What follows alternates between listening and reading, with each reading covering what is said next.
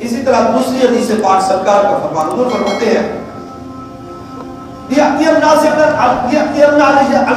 زمان، اور میں البتہ ضرور آئے گا لوگوں پر ایک ایسا زمانہ لا یبقى احد الا اكل الربا، اور میں کوئی بھی نہیں بچے گا، سب کے سب سود کھائیں گے۔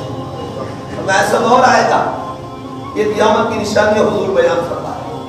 آج دیکھیے ہم سب کے سامنے وہ حالات ہیں، فرمایا لا یبقى احد، کوئی ایک بھی نہیں بچے گا الا اكل الربا، سب کے سب سود کھائیں گے۔